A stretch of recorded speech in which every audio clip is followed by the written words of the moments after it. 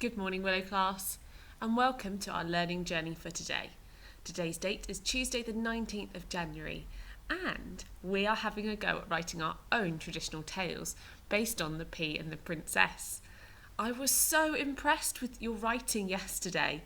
Some of you came up with some fantastic ideas of your own as well, including there's some carrots instead of peas, and lots of other fantastic ideas. I saw lots of you trying to use some brilliant adjectives too, and using those linking words like and, so, and because. So well done. Let's have a go at writing the next part of our story today.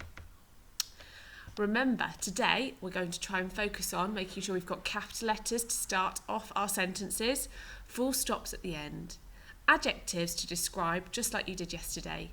Perhaps we will include some adverbs too, and making sure we're telling our story in the past tense. So we need to think about our ed endings. Now with your spelling, just make sure you're using your Fred Talk to try and sound out your word that you want. Okay, let's have a look at where we're going to start the build-up of our story.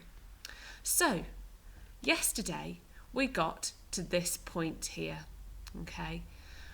We got to this point here. Let's have a read back of where I got to yesterday, where you got to.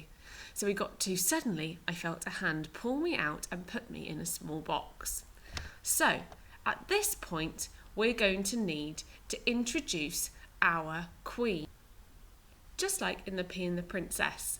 And we're going to describe the queen a little bit before we explain that she's been a bit moody and grumpy to the prince.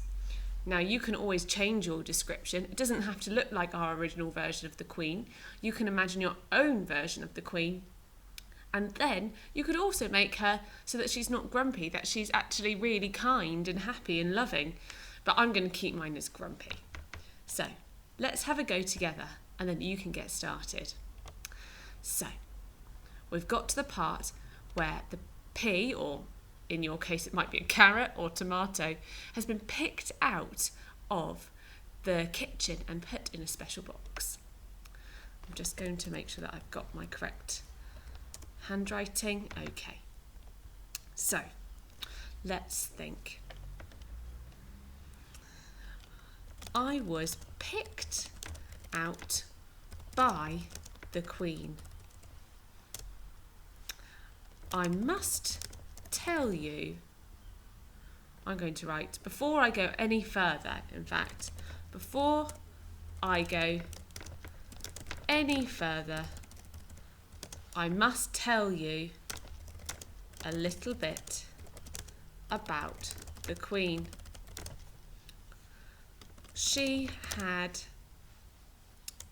was a very grumpy queen who was always nagging the prince and saying, now you could use speech marks here if you wanted to, and saying, you must find a princess or I will.